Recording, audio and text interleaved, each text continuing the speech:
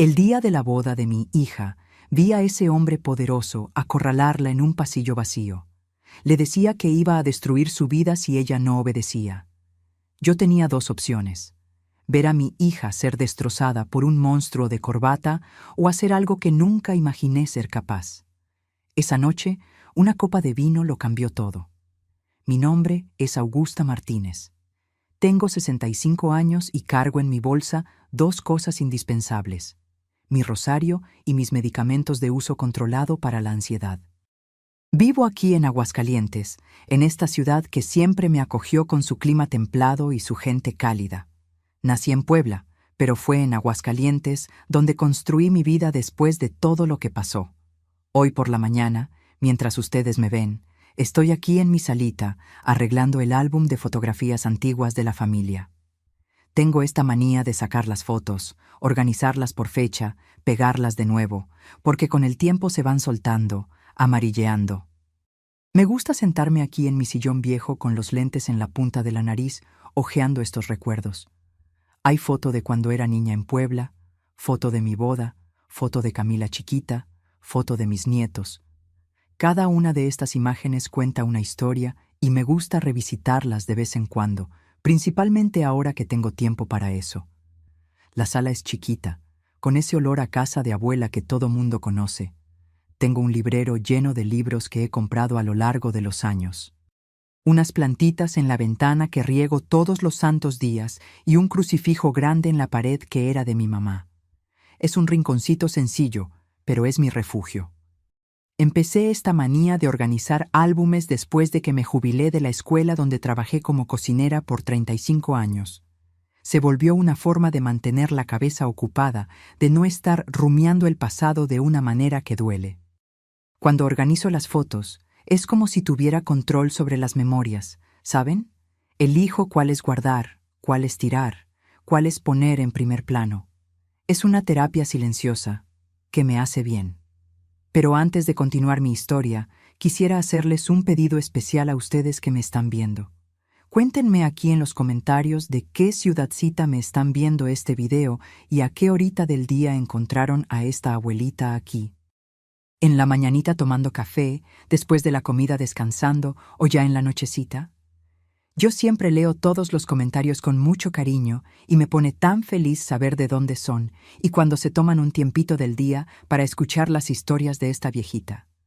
Y si todavía no están suscritos al canal, aprieten ese botoncito rojo ahí abajo.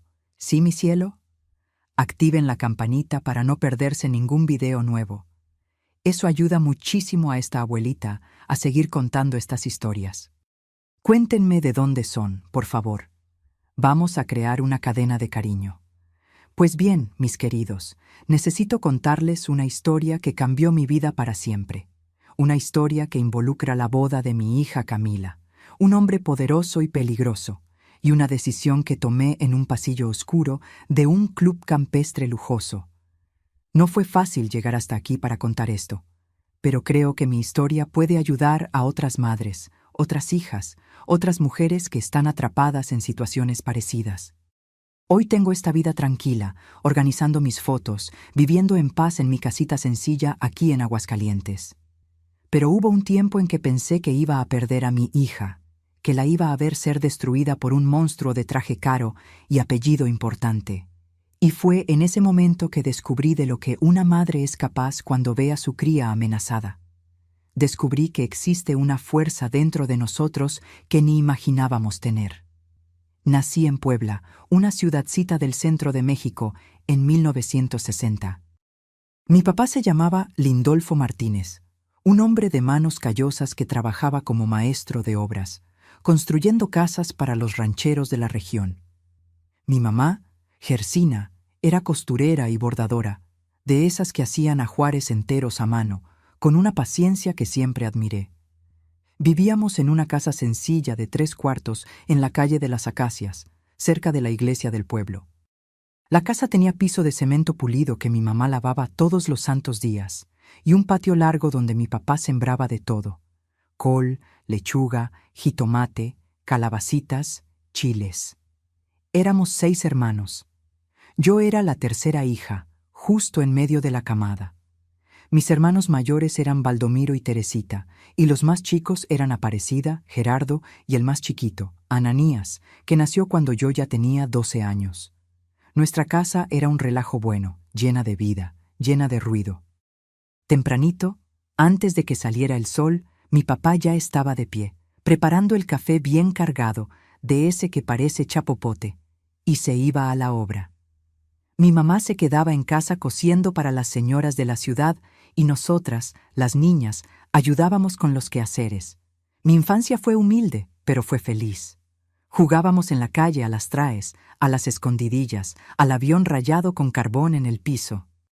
Yo adoraba subirme a los árboles, cosa que mi mamá detestaba, porque siempre andaba rompiendo los vestidos. «Augusta, bájate de ahí, niña.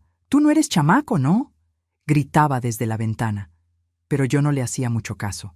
Me encantaba quedarme allá arriba del árbol de guayaba, viendo el movimiento de la calle. En la escuela, que quedaba a 3 cuadras de la casa, era buena alumna. Me gustaba leer, me gustaba hacer cuentas. La profesora Eulalia, una señora de chongo bien apretado y lentes redondos, siempre le decía a mi mamá: «Doña Gersina, Augusta tiene cabeza para el estudio. Usted debería dejarla continuar». Pero en esos tiempos, niña pobre estudiaba solo hasta donde se podía. Cuando cumplí 14 años, salí de la escuela para ayudar en casa.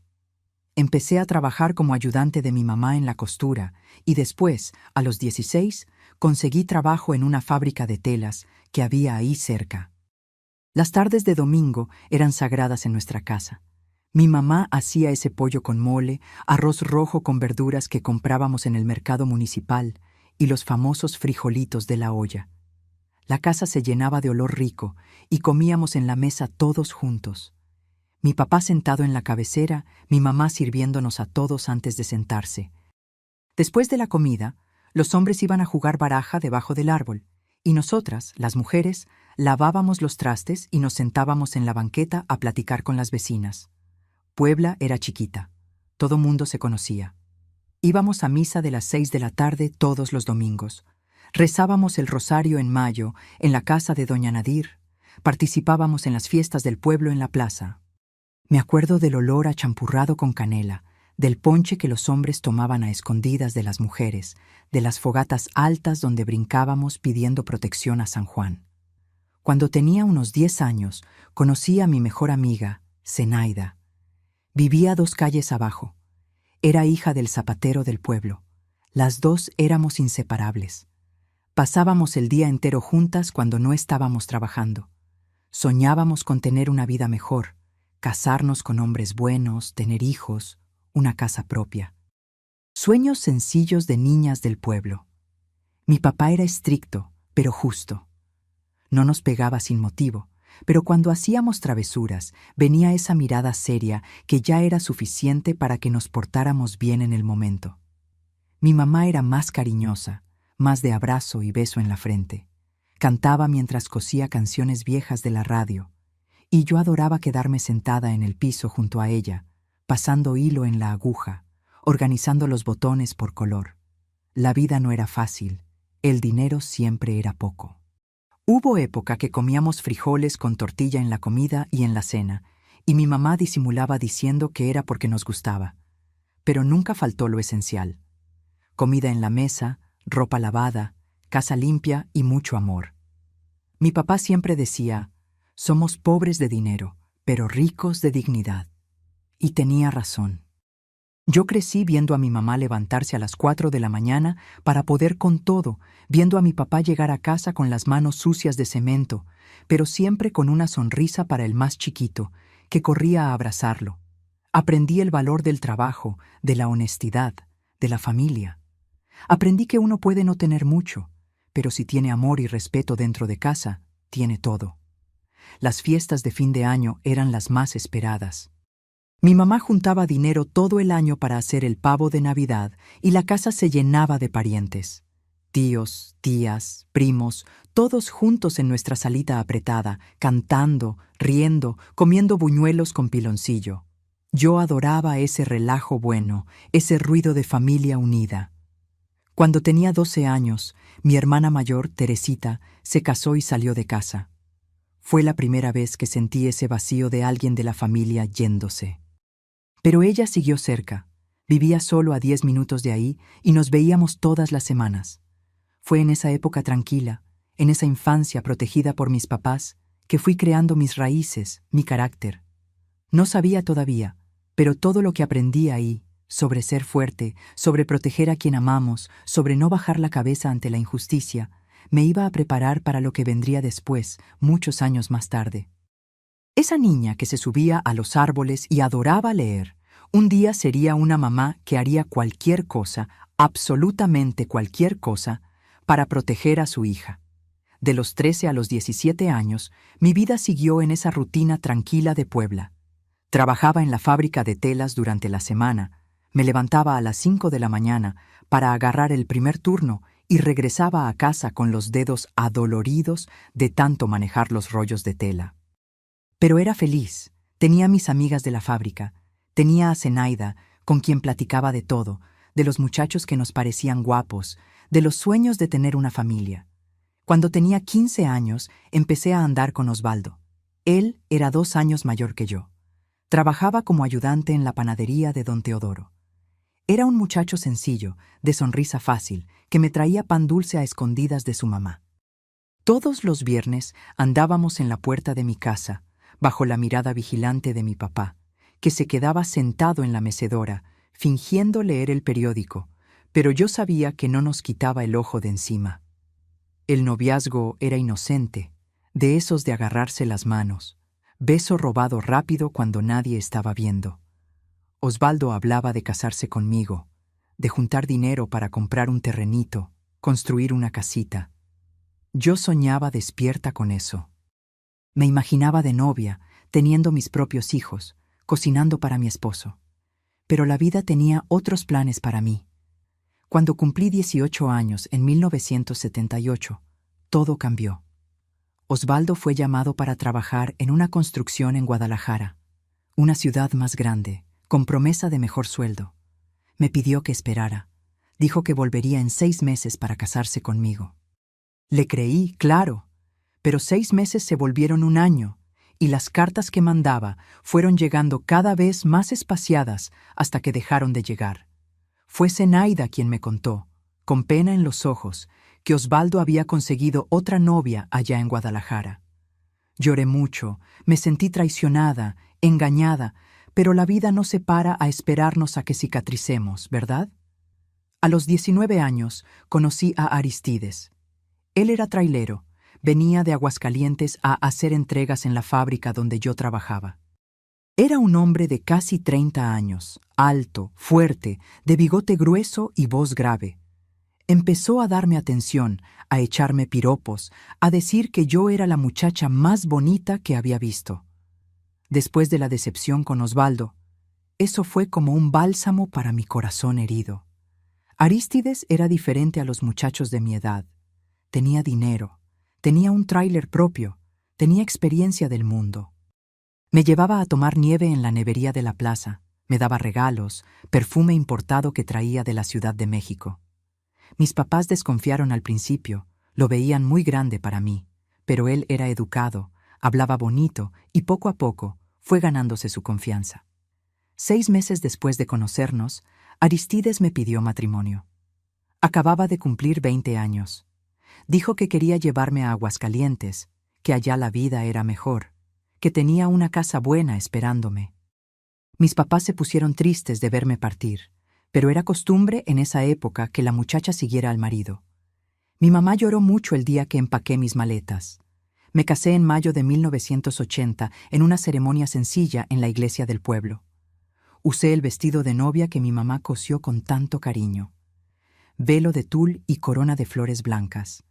Fue un día bonito, pero me acuerdo de sentir un apretón en el pecho cuando me subí a ese tráiler con Aristides para irme. Era como si una parte de mí supiera que nada sería como había soñado. Llegué a Aguascalientes al final de la tarde. La casa quedaba en una colonia retirada. Era más grande que donde vivía en Puebla, pero había algo en ella que me dejó incómoda desde el primer momento. Era oscura, las ventanas eran chiquitas y había una frialdad en el aire que no era solo por el clima. Los primeros meses fueron difíciles. Aristides pasaba la semana entera viajando. Me dejaba sola en esa casa que no conocía, en una ciudad donde no tenía a nadie. Me quedaba ahí limpiando, cocinando, esperando que regresara. Cuando llegaba, siempre estaba cansado, irritado, quejándose de todo. La comida estaba sin sal, la casa estaba desordenada, no le había planchado bien la ropa. Al principio pensaba que era solo cansancio del camino, pero las críticas fueron aumentando. Empezó a decir que era tonta, que no sabía hacer nada bien, que si no fuera por él, todavía estaría pudriéndome en ese pueblito. Cuando lloraba, decía que era débil, que necesitaba endurecerme. A los 21 años, descubrí que estaba embarazada. Pensé que eso iba a cambiar todo, que la llegada de un bebé iba a suavizar a Aristides. Y por un tiempo, pareció que sí. Se puso más presente, más cariñoso, pero era solo fachada. Cuando mi hija Camila nació en 1981, fue el día más feliz de mi vida. Era perfecta, chiquitita, con los ojos oscuros iguales a los míos. La cargué en mis brazos y prometí que la iba a proteger de todo, que iba a ser la mejor mamá del mundo. Pero Aristides cambió después de que Camila nació. Tenía celos de la atención que le daba. Se quejaba cuando lloraba de noche. Decía que la estaba mimando mucho, que los bebés tenían que aprender a arreglárselas solos. Me dividía entre cuidar a mi hija e intentar complacer a un marido que cada día se volvía más distante, más cruel con las palabras. Nunca me levantó la mano, pero las palabras dolían igual. Me destruía poquito a poco, diciendo que estaba gorda, fea, tonta, que ningún otro hombre me iba a querer, que tenía suerte de que se hubiera casado conmigo. Aguanté todo eso callada por años. Primero por vergüenza, después por miedo de volver a Puebla derrotada, y principalmente porque tenía una hija chiquita que criar. No podía simplemente abandonar todo, o al menos eso pensaba. Conseguí trabajo como cocinera en una escuela municipal cuando Camila tenía 5 años. Fue mi salvación. Tener ese trabajo, ese dinero mío, tratar con los niños, me dio un motivo para salir de casa, para respirar. A Aristides no le gustó al principio, pero el dinero extra ayudaba. Entonces me lo permitió. Los años fueron pasando. Camila creció linda, inteligente, estudiosa. Ella era mi luz en medio de toda esa oscuridad. Cuando tenía 15 años, Aristides sufrió un infarto fulminante durante un viaje. Murió ahí mismo, en la cabina del tráiler, en una carretera entre Aguascalientes y León. Me quedé viuda a los 36 años, y por primera vez en mucho tiempo, respiré aliviada. Después de que Aristides murió, pasé 10 años criando a mi hija sola. Fueron años difíciles, pero también fueron los mejores de mi vida. Camila y yo éramos solo nosotras dos contra el mundo. Trabajaba duro en la escuela, hacía chambitas de costura los fines de semana y vivíamos apretadas, pero con dignidad. Camila se graduó en administración en una universidad particular aquí de Aguascalientes. Me sentía tan orgullosa de ella, Dios mío. Ver a mi hija de toga recibiendo el diploma fue uno de los días que más lloré de felicidad en la vida. Ella logró lo que yo nunca tuve chance de lograr: estudio, profesión, futuro. Fue en su trabajo, en una oficina de contabilidad, que conoció a Tiago. Él era hijo del dueño de la empresa, un muchacho educado, guapo, que venía de una familia rica de la ciudad. Cuando me lo presentó, me puse feliz. Finalmente, mi hija iba a tener la vida que merecía. Iba a casarse con un hombre de posición, no iba a pasar las dificultades que yo pasé. Pero no conocía al doctor Olavo todavía. El doctor Olavo era el papá de Tiago, un médico renombrado de Aguascalientes, dueño de 3 clínicas particulares en la ciudad. Tenía dinero, poder, influencia. Todo mundo conocía al doctor Olavo. Era de esos hombres que llegaban a un lugar y todos se inclinaban, adulaban, querían quedar bien. La primera vez que lo conocí fue en una cena en su casa, 6 meses después de que Camila y Tiago empezaron a andar. La casa era una mansión enorme en un fraccionamiento cerrado con alberca, jardín, empleados. Me sentí chiquitita ahí con mi vestido sencillo que yo misma había cosido. El doctor Olavo me saludó con un apretón de manos muy fuerte, viéndome de arriba abajo, como si estuviera evaluando si era digna de estar ahí. Durante la cena, habló todo el tiempo sobre dinero, sobre sus clínicas, sobre lo importante que era. La esposa, doña Hortensia, era una mujer apagada, que estaba de acuerdo con todo lo que él decía y casi no miraba a los ojos a nadie. Me di cuenta ese día de que había algo malo en ese hombre, algo en los ojos, una frialdad, una crueldad disfrazada de elegancia. Pero aparté ese pensamiento. Es solo mi impresión, pensé. Él es médico, hombre importante. Debe ser solo su forma de ser. ¿Cómo estaba equivocada? Cuando Camila anunció el noviazgo, el doctor Olavo se ofreció a pagar todo. La fiesta, el banquete, el vestido, todo. Yo me encargo, dijo con esa sonrisa que no llegaba a los ojos. Mi hijo merece lo mejor y la novia también. Debí haber desconfiado. Hombres como él no dan nada gratis. Todo tiene un precio. En los meses que antecedieron la boda, noté que Camila estaba cambiando. Se puso más callada, más tensa. Varias veces le pregunté si estaba todo bien y decía que sí, que eran solo nervios de novia. Pero yo conocía a mi hija. Sabía que había algo más.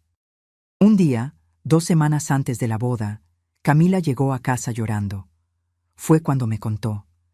El doctor Olavo estaba exigiendo que firmara documentos, transfiriendo parte de las acciones de la empresa de Tiago a él, como garantía de que ella no se iba a aprovechar de su hijo. Decía que las mujeres pobres solo se casan con hombres ricos por interés y que él necesitaba proteger el patrimonio de la familia. «Mamá, yo amo a Tiago, pero su papá me está asustando», dijo, secándose las lágrimas. Me cita a solas en su clínica y me está presionando. Dice que si no firmo, no deja que la boda se haga. Dice que va a convencer a Tiago de que soy interesada. Mi sangre hirvió en ese momento. Agarré las manos de mi hija y le dije, «No tienes que firmar nada, Camila, nada.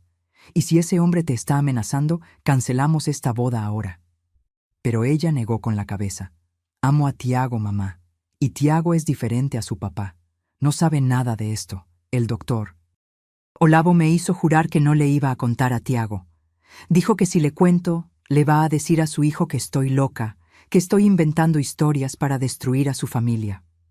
En ese momento entendí que estaba frente a un hombre peligroso, un hombre que usaba dinero y poder como armas, un hombre que manipulaba, amenazaba, destruía, siempre con una sonrisa educada en la cara. Platiqué con Camila por horas esa noche. Traté de convencerla de posponer la boda, de contarle todo a Tiago, pero ella estaba tan enamorada, tan convencida de que podría lidiar con el suegro después, que al final decidió seguir adelante. «Me voy a casar, mamá, y después voy a encontrar la forma de librarme de la influencia del doctor Olavo. Tiago es mi esposo, no es hijo de él para siempre», dijo con un valor que no sé de dónde salió. Pero vi en sus ojos que había miedo, mucho miedo. En las semanas que antecedieron la boda, el doctor Olavo intensificó la presión. Le hablaba a Camila todos los días, diciendo que necesitaba resolver ese asunto de los documentos antes de la ceremonia. Decía que si no firmaba, iba a tomar medidas. ¿Qué significaba eso? No sabíamos. Pero la forma como hablaba, ese tono de amenaza velada, dejaba claro que no estaba jugando. Traté de platicar con Tiago una vez de forma sutil, preguntando si sabía que su papá estaba ayudando a Camila con algunos documentos. Pero el muchacho era inocente, no entendía nada de negocios, confiaba ciegamente en su papá. «Ah, mi papá siempre se encarga de esas cosas, doña Augusta. Puede quedarse tranquila, él solo quiere protegernos», dijo sonriendo. ¿Proteger? Esa palabra me dio náuseas. El doctor Olavo no estaba protegiendo a nadie. Estaba aprisionando a mi hija antes de que la boda sucediera siquiera. Quería control total sobre su vida, sobre el dinero del hijo, sobre todo. Y usaba el chantaje emocional, la amenaza de destruir la relación como herramienta. Faltando 3 días para la boda, Camila tuvo una crisis de ansiedad tan fuerte que tuvo que ir a urgencias. Fui con ella. Le agarré la mano mientras el médico le aplicaba un calmante. «Es estrés de novia», dijo el médico. Pero yo sabía que no era. Era miedo. Miedo de ese hombre poderoso que estaba destruyendo a mi hija antes de que se volviera parte de esa familia. Esa noche, sentada junto a su cama, mientras dormía sedada, tomé una decisión. No iba a dejar que ese hombre destruyera a mi hija. No me iba a quedar con los brazos cruzados, viéndolo transformar su vida en un infierno. Había pasado años aguantando humillaciones de Aristides, pero no iba a dejar que mi hija pasara por lo mismo. Iba a ir a la boda e iba a encontrar la forma de parar a ese hombre. No sabía todavía cómo. Pero una mamá, cuando ve a su cría amenazada, encuentra fuerzas que ni imaginaba tener. Y yo iba a usar todas. Una semana antes de la boda, el doctor Olavo apareció en mi casa. Nunca voy a olvidar ese momento. Era un martes por la tarde. Estaba tendiendo ropa en el tendedero del patio cuando oí el timbre. Abrí la puerta y él estaba ahí de traje gris, corbata impecable, ese perfume caro que mareaba. «Doña Augusta, ¿podemos platicar?», dijo, ya entrando sin esperar respuesta. Lo dejé entrar, el corazón latiéndome desacompasado. Nos sentamos en la sala, él en mi sillón viejo, que parecía demasiado chico para su tamaño, yo en el sofá, con las manos cruzadas en el regazo para esconder el temblor. «Vine aquí porque creo importante que usted entienda la situación», empezó con ese tono de quien está haciendo un favor. «Camila es una muchacha buena, no dudo, pero viene de una familia humilde y Tiago es heredero de un patrimonio considerable. Usted debe entender mi preocupación de padre». No dije nada, solo lo miré. Preparé unos documentos que garantizan que en caso de que el matrimonio no funcione, mi hijo no pierda la mitad de lo que construimos. Es solo una formalidad, usted entiende. Pero Camila está siendo terca, influenciada por esas ideas modernas de que esto es falta de confianza. Y necesito que usted, como madre de ella, la convenza de firmar. La sangre se me subió a la cabeza. Ese hombre había venido a mi casa, se había sentado en mi sala, a pedirme que lo ayudara a chantajear a mi propia hija. «Doctor Olavo», dije con una calma que no sabía que tenía, «mi hija no va a firmar nada que no quiera firmar. Y si usted está tan preocupado por el dinero de su hijo, tal vez sea mejor no dejarlo casarse». Su cara cambió. La máscara de educación se cayó y vi al monstruo por debajo. Se levantó, se paró frente a mí, enorme, amenazador. «Usted no entendió, doña Augusta. Esto no es un pedido, es una advertencia. O Camila firma o yo garantizo que esta boda no se hace, y más, garantizo que ella nunca más va a conseguir trabajo decente en esta ciudad. Conozco a todo mundo que importa aquí. Una palabra mía, y ella se va a volver persona non grata». Se agachó, puso la cara cerca de la mía y sentí el olor a whisky en su aliento, mezclado con ese perfume empalagoso. «Y si usted piensa en contarle esto a Tiago o a alguien, sepa que nadie le va a creer a una cocinera jubilada contra mí. Yo soy el doctor Olavo, usted es nadie». Salió de mi casa, dejó la puerta abierta, se subió al carro importado y se fue. Me quedé ahí sentada, temblando, con los ojos llenos de lágrimas de rabia. Tenía razón en una cosa. Yo era nadie. No tenía dinero, no tenía poder, no tenía influencia. Pero tenía una cosa que él no esperaba. Tenía una hija que proteger y una mamá desesperada es la criatura más peligrosa que existe. Fue en ese momento, sentada en mi sala humilde, que empecé a planear.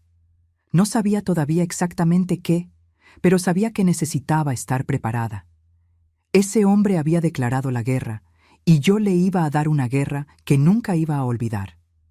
El día de la boda llegó un sábado de cielo azul, de esos que parecen promesa de felicidad. Pero yo tenía un mal presentimiento en el pecho desde que desperté. Tomé mi medicamento para la ansiedad junto con el café del desayuno. Recé 3 rosarios pidiendo protección para mi hija y me arreglé para lo que sería el día más importante de su vida. La ceremonia fue en un club campestre antiguo, en las afueras de Aguascalientes, un lugar enorme con jardines inmensos, salón de fiestas con arañas de cristal que debían valer más que mi casa entera. Todo pagado por el doctor Olavo, como él se encargaba de recordarle a cada persona que saludaba. Yo pagué todo esto, ¿viste? Lo mejor para mi hijo. Camila estaba linda que dolía el corazón. El vestido blanco con encaje parecía de princesa, el velo largo, la corona de flores naturales. Pero cuando la vi a los ojos mientras le acomodaba el velo antes de entrar a la iglesia, vi ese mismo miedo que había visto días atrás. «Mamá, tengo miedo», susurró. Dijo que necesita hablar conmigo hoy, antes de que la fiesta termine, sobre los papeles. «No vas a firmar nada, ¿me oíste?», dije, agarrándole la cara entre mis manos. «Sea lo que sea que ese hombre diga, tú dices que no, y si te amenaza, gritas, haces escándalo. Yo estoy aquí». Ella asintió con la cabeza, pero vi que no creía que fuera tan simple. Y no lo era. La ceremonia fue bonita. Camila y Tiago intercambiaron anillos, se besaron, salieron de la iglesia bajo lluvia de arroz. Todo mundo sonreía, tomaba fotos, celebraba, menos yo. Yo tenía el ojo puesto en el doctor Olavo, que estaba sentado en la primera fila, con una sonrisa que me daba escalofríos. Observaba todo como un depredador observa a su presa. La fiesta empezó con música clásica, vals de los novios, brindis con champán carísimo. Yo estaba sentada en una mesa en la esquina, tratando de parecer a gusto en ese ambiente que no era el mío, cuando lo vi. El doctor Olavo se acercó a Camila durante el vals. La jaló para bailar, apartándola de Tiago con cualquier excusa. Y entonces, mientras giraban al son de la música, vi cuando le apretó el brazo con fuerza, los dedos hundiéndose en la piel delicada. Ella se estremeció, trató de alejarse, pero él la jaló de vuelta, acercó la cara a su oído y dijo algo que hizo que su cara se pusiera blanca. Mi corazón se disparó. Me levanté de la silla, pero antes de que pudiera acercarme, la música terminó. El doctor Olavo soltó a Camila, hizo una reverencia educada y se alejó en dirección al pasillo del fondo, ese por donde los meseros entraban y salían con las charolas. Pocos minutos después, vi a Camila también saliendo del salón, siguiendo en la misma dirección. Volteó hacia atrás, me vio, y sus ojos suplicaban ayuda. No lo pensé 2 veces. Ignoré a los parientes que trataban de platicar conmigo. Ignoré el pastel de bodas que estaba siendo cortado. Ignoré todo. Entré por la puerta de servicio, esa por donde los meseros pasaban con las charolas sucias y las botellas vacías de champán. El pasillo era largo, mal iluminado, con olor a comida y vino. Mis manos temblaban mientras caminaba de puntitas, el sonido de mis zapatos viejos amortiguado por la alfombra roja gastada. Allá al fondo oí una voz. No estaba gritando, lo que me asustó aún más. Era una voz baja, sibilante, llena de veneno. Venía de la bodega de bebidas. La puerta estaba entreabierta. Una rendija de luz escapaba, cortando la oscuridad del pasillo como una navaja. Me acerqué despacio, el corazón latiendo tan fuerte que pensé que todos iban a oír. Las palmas de mis manos estaban sudadas, la boca seca. Me asomé por la rendija y lo que vi me hizo querer vomitar y gritar al mismo tiempo. La escena que presencié ahí en ese pasillo oscuro fue la gota que derramó el vaso. Fue el momento en que entendí que no había vuelta atrás, que no había más espacio para diálogo, para esperanza de que ese hombre cambiara. El doctor Olavo, ese hombre enorme de casi 1,90 metros, había acorralado a mi hija contra los estantes llenos de botellas de vino carísimo. No era una discusión, no era una plática seria, era una tortura fría, calculada, cobarde. Tenía una de sus manos enormes en la nuca de ella, los dedos hundidos en el cabello cuidadosamente peinado, prensándole la frente contra los azulejos blancos y fríos de la pared. La otra mano le torcía la muñeca en la espalda, en un ángulo que parecía imposible, que parecía que iba a romper el hueso en cualquier momento. ¿Tú crees que porque te casaste con mi hijo, el dinero es tuyo? ¿Tú crees de verdad que iba a dejar que una muertita de hambre como tú le pusieras las manos a lo que yo construí toda la vida? Le siseaba en el oído, la voz tan baja y tan llena de odio que me hizo temblar de la cabeza a los pies. Vas a firmar ese poder ahora, tu desgraciada malagradecida. Vas a darme control sobre todo, y si no lo haces, acabo contigo. Podía oír la respiración jadeante de mi hija, el sonido agudo del aire entrando con dificultad en sus pulmones. Lloraba bajito, tratando de no emborrar el maquillaje, tratando de no hacer ruido. Pobrecita, como si eso importara en ese momento de horror absoluto. Las lágrimas le corrían por la cara, dejando rastros oscuros de rímel. Yo firmo lo que usted quiera. Solo suélteme, por favor. Sollozaba, la voz quebrada, destruida. Así está bien, tu imbécil. Debiste haber firmado cuando te lo pedí con educación, pero no. Quisiste hacértela difícil, quisiste desafiarme. Siguió apretando más la nuca, haciendo que todo el cuerpo se contrajera de dolor. Y ahora vas a aprender una cosa. En esta familia el que manda soy yo, ni tú, ni mi hijo idiota. Yo. ¿Entendiste? Y entonces hizo algo que me partió el corazón a la mitad. Le golpeó la cabeza contra el azulejo. No fue una cachetada, no fue un empujón. Fue un golpe seco, deliberado, cruel. ¡Pum! El sonido resonó en ese espacio chico como un balazo. Mi hija soltó un gemido de dolor, todo el cuerpo estremeciéndose. «Si le cuentas a mi hijo te mato», susurró, acercando más la cara a su oído. «Te mato, y digo que fue accidente. Te caíste de la escalera, te golpeaste la cabeza, moriste. ¿Quién va a creer? En ti, una muertita de hambre que nadie conoce, que apareció de la nada para dar el golpe, o en mí, doctor. Olavo, médico respetado de esta ciudad desde hace 30 años. ¿Quién? ¿Tú inútil? Nadie me va a creer. Lo sé», lloraba, la voz desapareciendo. «Hago lo que usted quiera, solo suélteme, solo deje de lastimarme, por favor. Debiste haber pensado en eso antes, debiste haber entendido tu lugar, pero no, quisiste jugar a la Cenicienta, pensaste que ibas a venir aquí y volverte princesa. Pues que sepas una cosa, tú no eres princesa, tú eres mi empleada ahora, y las empleadas obedecen». Le golpeó la cabeza contra la pared una vez más. ¡Pum! Más fuerte esta vez. Camila gritó, pero él le tapó la boca con la mano enorme, ahogando el sonido. «Cállate esa boca. Vas a sonreír, vas a volver a la fiesta, vas a actuar como si nada hubiera pasado. Y el lunes en la mañana, 7 en punto, te presentas en mi oficina a firmar todo. Si no te presentas, garantizo que tu matrimonio dura una semana. Convenzo a mi hijo de que estás loca, desequilibrada, que te inventaste estas marcas, que te lastimaste sola para inculparme. Y él me va a creer, porque siempre le cree a su papi».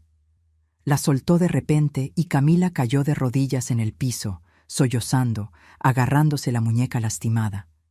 Él se acomodó la corbata, se pasó la mano por el cabello, agarró una servilleta del estante y se limpió el sudor de la frente, como si nada hubiera pasado, como si no hubiera acabado de destruir a una persona. «Levántate de ahí, arréglate ese cabello y vuelve a la fiesta. Y sonríe.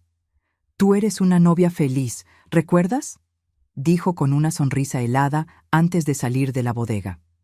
Yo me escondía detrás de una pila de cajas de cartón, todo el cuerpo temblando. Esperé a que pasara.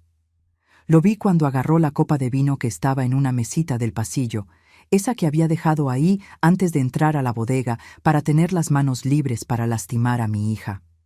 Fue cuando sentí algo subiéndome por la garganta. No era miedo, no era tristeza, era rabia. Una rabia que nunca había sentido en toda mi vida. Una rabia que me quemaba en las venas como fuego, que me hacía temblar, no de pavor, sino de odio puro. Ese hombre no era un suegro, no era un papá preocupado, era un demonio con diploma colgado en la pared, con cuenta en el banco, con apellido importante. Estaba destruyendo a mi hija, humillándola, amenazando con matarla, golpeándole la cabeza contra la pared, todo por dinero, por control, por poder. Y nadie iba a hacer nada. La policía no le iba a creer a ella. Tiago no le iba a creer. La sociedad entera de Aguascalientes se iba a poner del lado de él, del médico respetado, no de la muertita de hambre que dio el golpe. Yo podía entrar ahí gritando, pero él era fuerte, rico, influyente. Podía empujarme, lastimarme también, y después iba a decir que estaba loca, que había invadido la bodega, que se estaba defendiendo. Nadie le iba a creer a una cocinera jubilada contra un médico importante. Necesitaba pararlo ahora, sin tocarle un dedo, sin darle la oportunidad de voltear el juego. Fue cuando miré hacia la mesita del pasillo y vi la salvación y la condena al mismo tiempo. La copa de vino de él, una copa enorme, de cristal fino y delicado, llena casi hasta el borde con vino tinto carísimo, de esos que cuestan más que mi sueldo de un mes. La había dejado ahí para tener las manos libres, para lastimar a mi hija, para aterrorizarla, para quebrarla. Mi mano tembló cuando abrí mi bolsa, no de miedo, de odio, de determinación, de una claridad espantosa sobre lo que necesitaba hacer. Agarré la caja de medicamento que siempre cargaba, ese calmante fuerte que el médico me había recetado para crisis graves de ansiedad, con instrucciones claras de tomar solo media pastilla por vez, porque más de eso era peligroso. No agarré media ni nada. Abrí 4 cápsulas, una tras otra, con los dedos temblorosos, pero más firmes, decididos. El polvo blanco cayó dentro del vino tinto oscuro, creando pequeñas nubes que se disolvieron rápidamente. Moví con la punta de mi llave de casa despacio, viendo el polvo desaparecer completamente en el color oscuro del líquido. No dejó ningún rastro visible. Respiré hondo. Mi corazón latía tan fuerte que pensaba que iba a explotar. Di una patada fuerte a una caja de cartón vacía que estaba recargada en la pared del pasillo. ¡Pam! El ruido resonó, fuerte, asustador. Allá dentro de la bodega, el silencio fue inmediato. Oí a mi hija contener la respiración. «¿Quién está ahí?», gritó el doctor. «Olavo», la voz llena de rabia. Me escondí detrás de una pila de sillas plegables. Me agaché, me hice chiquita, el corazón casi saliéndose por la boca. Oí la puerta abriéndose con fuerza. Oí sus pasos pesados en la alfombra. Vi por la rendija entre las sillas cuando miró hacia el pasillo vacío, irritado, nervioso. Y entonces vi cuando agarró la copa con esa mano grande que había acabado de lastimar a mi hija. Y en un gesto rápido, en un impulso de rabia y nerviosismo, se tomó el vino todo de una vez. Se lo tragó de un solo trago. Se tragó su propia sentencia sin saberlo. Se limpió la boca con el dorso de la mano, puso la copa vacía de vuelta en la mesa y volvió al salón, acomodándose la corbata, la cara roja de rabia. Camila salió de la bodega segundos después, el cabello desarreglado, el maquillaje corrido, la muñeca morada, agarrándose la cabeza con una de las manos. Tambaleó, casi se cayó. Salí de mi escondite y corrí hacia ella. La abracé. Sentí su cuerpo temblando, quebrado. Le limpié la cara con mi pañuelo. Traté de arreglarle el cabello. Le sequé las lágrimas. «Quédate cerca de mí», le susurré al oído. «No te separes de mi lado. No hables con él a solas nunca más. ¿Prometes?» «Lo prometo, mamá, pero él va a destruirme. Dijo que el lunes...» empezó. «No va a llegar al lunes», dije, viéndola a los ojos. Ella no entendió lo que quise decir y era mejor así. Volvimos al salón de la mano. La fiesta continuaba, la gente reía, bailaba, comía. Nadie sabía del horror que había pasado en ese pasillo. Nadie veía las marcas escondidas debajo del vestido de novia de Camila. 10 minutos después, el doctor Olavo subió al escenario. Le encantaba ser el centro de atención. Le encantaba mostrar poder. Le encantaba hacer discursos. Agarró el micrófono, le dio 2 golpecitos para llamar la atención de todo mundo. Las pláticas fueron parando. La gente se volteó hacia él. Quiero proponer un brindis. Empezó abriendo los brazos de forma teatral, pero la voz salió pastosa, arrastrada, extraña. Parpadeó varias veces, confuso, como si no entendiera lo que le estaba pasando. Por los novios, a mí, a mí. Se detuvo a mitad de la frase. La mano que sostenía el micrófono empezó a temblar. Miró la mano como si no fuera suya. Las piernas empezaron a tambalearse. Yo quiero... balbuceó, la lengua trabada, las palabras desapareciendo. Los ojos se le voltearon, primero uno, después el otro, las pupilas desapareciendo, solo lo blanco apareciendo. Las rodillas se doblaron, las piernas cedieron y cayó para adelante como un árbol podrido siendo derribado por un hacha. El cuerpo enorme se desplomó en el piso del escenario con un estruendo horrible. ¡Pum! La cara pegó primero, la nariz aplastada contra el piso de madera, sangre salpicando. El micrófono se le cayó de la mano y dio ese chirrido agudo, terrible, que hizo que todo mundo se tapara los oídos. Por un segundo, hubo silencio absoluto. Nadie se movió, nadie respiró. Y entonces vino el caos. Los invitados gritaron, las sillas se cayeron, las mujeres lloraron, los hombres corrieron al escenario.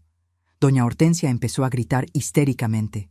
«Olavo, Olavo, ¿alguien ayuda? Es el corazón, alguien llame a la ambulancia». Agarré la mano de mi hija y la apreté con fuerza. Ella me miró, los ojos todavía rojos de tanto llorar, todavía confundida con todo, y yo solo negué con la cabeza despacio y susurré: «Dios protege a quien necesita ser protegido». Y recé. Recé bajito ahí mismo en medio de ese tumulto. «Señor, perdona lo que hice, pero era mi hija, era mi hija». Lo que pasó después fue un borrón de gritos, corridas, gente llamando a la ambulancia, médicos invitados corriendo al escenario tratando de reanimar al doctor Olavo. Estaba caído ahí, tieso, los ojos volteados, espuma saliendo por la comisura de la boca, el cuerpo convulsionando. La esposa, doña Hortensia, estaba en pánico total. Gritaba que era el corazón, que tenía historial de presión alta, que alguien hiciera algo, por el amor de Dios. Tiago estaba blanco como la cera, arrodillado junto a su papá, llorando, repitiendo: «Papá, papá, despierta, por favor». Los invitados formaban un círculo alrededor del escenario, algunos filmando con celular, otros rezando, otros simplemente paralizados por el shock. Me quedé ahí sentada en mi silla, agarrando la mano de Camila, que temblaba como vara verde. Por fuera estaba calmada, compuesta. Una mamá preocupada por el suegro teniendo un problema de salud. Por dentro, mi corazón latía descompasado. Mi mente giraba y repetía mentalmente como una oración: «Señor, perdona lo que hice, pero era mi hija». Era mi hija. No tenía otra opción. Los paramédicos llegaron en 15 minutos, que parecieron una eternidad. Entraron corriendo con la camilla, con los equipos, con esa eficiencia fría de quien ve emergencias todos los días. Lo pusieron en la camilla, el cuerpo enorme, pesado, inerte. Lo intubaron, le aplicaron suero, le midieron la presión, verificaron los signos vitales. Oí a uno de los paramédicos decirle al otro: «Pulso debilísimo, presión cayendo, pupilas no reaccionan. Puede ser derrame, puede ser sobredosis, no sé. Vamos a tener que correr». Lo llevaron a la ambulancia. Tiago fue junto, pálido, sin entender nada, sin poder procesar que su papá todopoderoso estaba ahí desmayado, indefenso. La fiesta terminó ahí mismo. Los invitados se fueron poco a poco, susurrando entre sí, especulando. «Fue el corazón», decían unos. «Debe haber tomado de más», comentaban otros.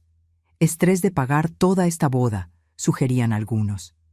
Camila y yo nos quedamos ahí sentadas en una mesa vacía, rodeadas por los restos de la fiesta. Platos con comida a la mitad, copas de champán abandonadas, servilletas arrugadas. Ella me miró con esos ojos rojos asustados y preguntó bajito: «Mamá, ¿qué fue lo que pasó?». «No sé, mi hija, pero Dios sabe lo que hace. respondí, apretándole la mano. 2 horas después, Tiago llamó, pidiendo que fuéramos al hospital. En el camino, mi hija se quedó callada, viendo por la ventana del taxi, perdida en pensamientos. De repente, volteó hacia mí y preguntó con una voz chiquita, asustada: «Mamá, ¿qué le pasó? ¿Fue castigo de Dios?». La miré, a mi hija linda, que había sido apretada contra una pared, que le habían golpeado la cabeza contra el azulejo, que había sido amenazada de muerte el día de su propia boda. Le apreté la mano y respondí: «A veces, mi hija, Dios usa las herramientas que tiene a la mano. Y a veces, esas herramientas son mamás desesperadas». No entendió completamente lo que quise decir, pero algo en sus ojos cambió, como si supiera, en el fondo, que aquello no había sido accidente. Pero no preguntó más nada, y yo no dije más nada. En el hospital, la verdad empezó a aparecer, pero no la verdad entera. Nunca la verdad entera. Los médicos le hicieron análisis de sangre y encontraron niveles altísimos de benzodiazepinas mezcladas con alcohol. Intoxicación medicamentosa severa. El doctor Olavo había entrado en coma inducido, el cuerpo luchando contra la sobredosis, los riñones fallando, el hígado sobrecargado. La policía fue activada porque les pareció muy extraño. Un médico renombrado en plena boda de su hijo, rodeado de gente, sufriendo una intoxicación, no tenía sentido. Había que investigar. El delegado, doctor Juvenal, un señor de cabello completamente blanco y lentes de cristales gruesos, llamó a toda la familia para platicar en un cuartito del hospital.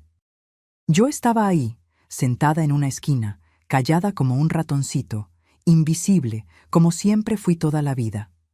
Solo una viejita pobre, mamá de la novia, sin importancia ninguna en ese escenario de gente rica e importante. El delegado preguntó si el doctor Olavo tomaba algún tipo de medicamento controlado. Doña Hortensia negó con la cabeza con fuerza. «No, delegado, nunca». Mi esposo estaba completamente en contra de esas cosas. Siempre decía que el medicamento controlado era para gente débil, que él nunca iba a necesitar eso. ¿Y durante la fiesta, alguien lo vio tomar algo? ¿Alguna pastilla? ¿Alguna cápsula?, insistió el delegado. Nadie había visto nada. El doctor Olavo estaba bien, había dado el discurso en la iglesia, había bailado, había saludado a los invitados, había tomado champán y vino. Estaba normal, y de repente ya no. Fue ahí que mi hija hizo algo que no esperaba, algo que me llenó de orgullo y miedo al mismo tiempo. Se levantó de la silla donde estaba sentada junto a Tiago, se limpió las lágrimas de la cara, enderezó los hombros y dijo con una voz firme que nunca le había oído antes: «Delegado, necesito hablar con usted, en privado, es importante». El delegado la miró sorprendido. «Usted es la novia, ¿verdad? ¿La nuera del doctor Olavo?». «Sí. Y tengo información sobre él que usted necesita saber, pero tiene que ser en privado», repitió. Entraron a un cuartito. Me quedé afuera rezando, temblando, sin saber qué iba a pasar. ¿Será que iba a contar sobre la agresión? ¿Será que eso iba a complicar todo? ¿Será que iban a sospechar de mí? 10 minutos después, la puerta se abrió. Camila salió primero, con los ojos rojos, pero con la barbilla en alto, con una postura que nunca le había visto. Había entrado a ese cuarto como una víctima asustada. Salió como una mujer que había tomado una decisión. El delegado vino enseguida detrás de ella, la cara seria, preocupada. Pidió que llamaran al médico legista inmediatamente. Enfrente de todo mundo, de Tiago que estaba confundido, de doña Hortensia que lloraba, de los parientes que susurraban, mi hija se levantó la manga larga del vestido de novia. El brazo estaba morado, completamente morado, marcado por los dedos gruesos del doctor Olavo. Cada dedo estaba perfectamente delineado en la piel, como si alguien hubiera pintado con tinta morada. La marca era imposible de ignorar, imposible de explicar como accidente. Se volteó de espaldas y mostró la muñeca torcida, hinchada, con un moretón enorme que iba de la muñeca hasta casi el codo. Después se levantó el velo y mostró el chipote enorme en la frente, rojo, morado, del tamaño de un huevo, donde él le había golpeado la cabeza contra el azulejo. El silencio en la sala fue absoluto. Todo mundo miraba, boquiabiertos, sin poder procesar lo que estaban viendo. «El doctor Olavo me hizo esto hoy», dijo, la voz temblando pero firme, cada palabra saliendo clara, definitiva. Como 2 horas antes de que se pusiera mal, me acorraló en la bodega de bebidas del fondo del club, me prensó contra la pared, me golpeó la cabeza contra el azulejo, me torció la muñeca.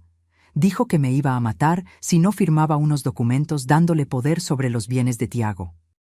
Dijo que lo iba a hacer parecer accidente.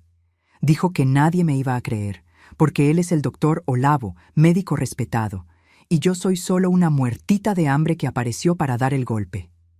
Tiago se puso blanco. Se levantó de la silla, tambaleándose. La miró como si estuviera viendo un fantasma. «Camila, ¿qué? Mi papá nunca... Él no sería capaz». «Tu papá es un monstruo», lo cortó, volteándose a verlo a los ojos por primera vez, con total sinceridad, sin miedo.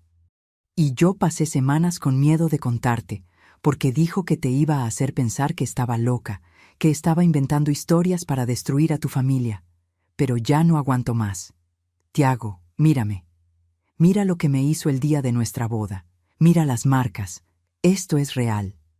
El médico legista, doctor Ignacio, un hombre delgado de bata blanca, se acercó a ella y pidió permiso para examinar. Miró el brazo con atención, tocó delicadamente, midió la marca con una regla, examinó la muñeca, probó la movilidad, la vio hacer mueca de dolor, miró el chipote en la frente, palpó con cuidado. «Estas marcas son compatibles con agresión física reciente», dijo, hablando para el delegado lo suficientemente alto para que todos oyeran.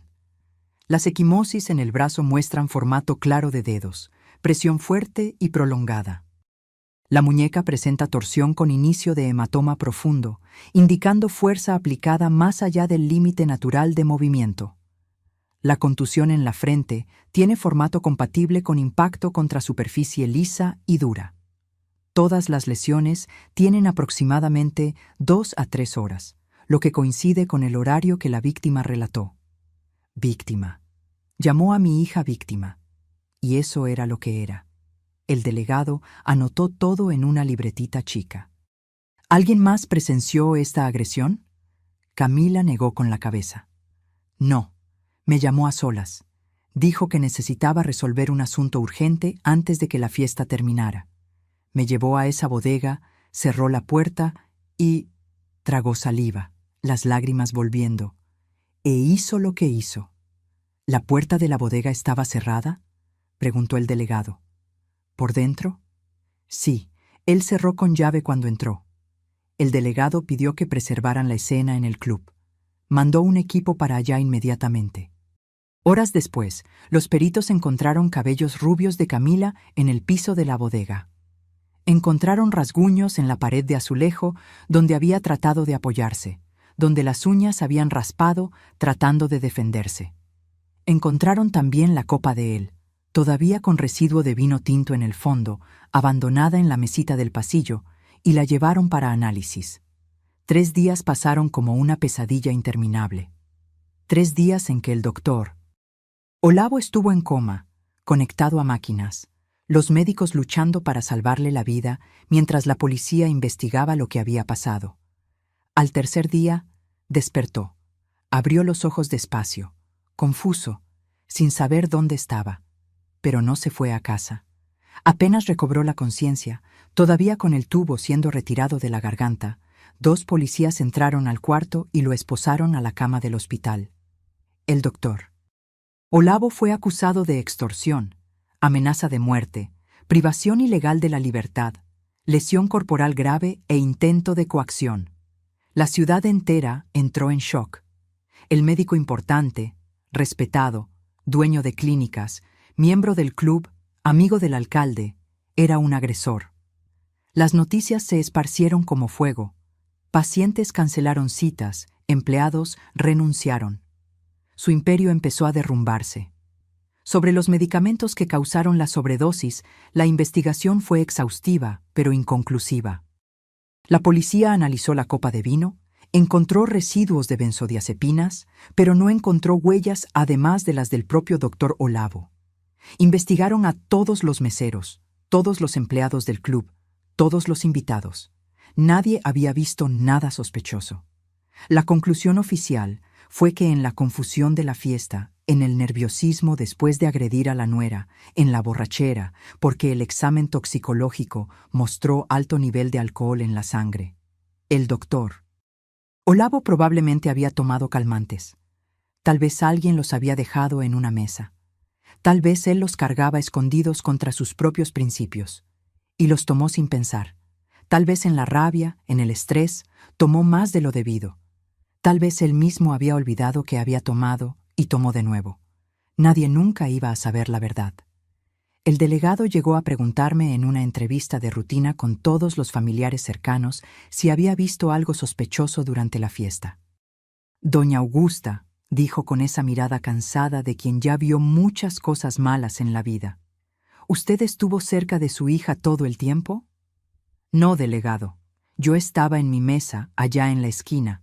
Solo vi cuando ella salió del salón un poquito antes de que el doctor Olavo se pusiera mal. Pero pensé que había ido al baño a arreglarse el maquillaje, esas cosas de novia. ¿Usted vio al doctor Olavo tomar algún medicamento, alguna pastilla? No, delegado, ni me acerqué a él. Yo soy solo la mamá de la novia, usted sabe. Gente como yo no se mezcla con gente como el doctor Olavo. Me miró. Vio a una señora de 47 años, cabello medio canoso, manos callosas de tanto trabajar, vestido sencillo, ojos cansados. Vio exactamente lo que siempre fui, invisible. ¿Y usted toma algún tipo de medicación controlada, doña Augusta? Mi corazón saltó un latido, pero mantuve la cara calmada. Tomo sí, delegado, para la ansiedad. Mi médico me la recetó hace tiempo. Tengo la receta en casa, si usted quiere verla. ¿Qué tipo de medicación? Dije el nombre del medicamento. El mismo que estaba en la sangre del doctor Olavo. ¿Y usted trajo esa medicación a la fiesta? Siempre cargo en mi bolsa, delegado. Nunca se sabe cuándo voy a tener una crisis. Pero no tomé nada en la fiesta. No lo necesité, gracias a Dios. ¿Podría mostrarme su caja de medicamentos? Abrí mi bolsa, saqué la caja, tenía 8 cápsulas. Había salido de casa con 12. Había usado 4 en la copa del doctor Olavo. Pero la noche de la boda, cuando llegué a casa, había puesto 4 cápsulas de una caja vieja en el lugar de las que había usado. La caja estaba completa. El delegado miró, anotó el lote del medicamento, me lo devolvió. Gracias, doña Augusta. Puede irse. Cualquier cosa le hablamos. Delegado, dije antes de salir. Ese hombre, el doctor Olavo, ¿realmente hizo esas cosas con mi hija? Suspiró. Las evidencias físicas son muy claras, doña Augusta, y tenemos los testimonios. Sí, lo hizo. Bajé la cabeza, dejé que una lágrima verdadera corriera. Que Dios lo perdone entonces y que se haga justicia. Puede estar segura de que se hará, dijo con una mirada dura. Y se hizo. El proceso contra el doctor Olavo fue rápido para los estándares mexicanos. Las pruebas eran incontestables, las marcas físicas en Camila eran irrefutables. Su testimonio era detallado, consistente, emocionado. Los peritos confirmaron todo. No había defensa posible. 6 meses después, fue condenado a 6 años de prisión en régimen cerrado. Perdió la cédula médica. El colegio médico lo dio de baja inmediatamente. Las 3 clínicas fueron vendidas para pagar la indemnización millonaria que tuvo que pagar a Camila por daños morales y físicos. Perdió la casa, los carros, todo. Lo perdió todo. Doña Hortensia pidió el divorcio 2 meses después de la condena. Supimos después, a través de ella, que ese hombre le había hecho cosas terribles durante 30 años de matrimonio. Cosas que nunca tuvo valor de contarle a nadie, porque él amenazaba con quitarle todo, incluso al hijo.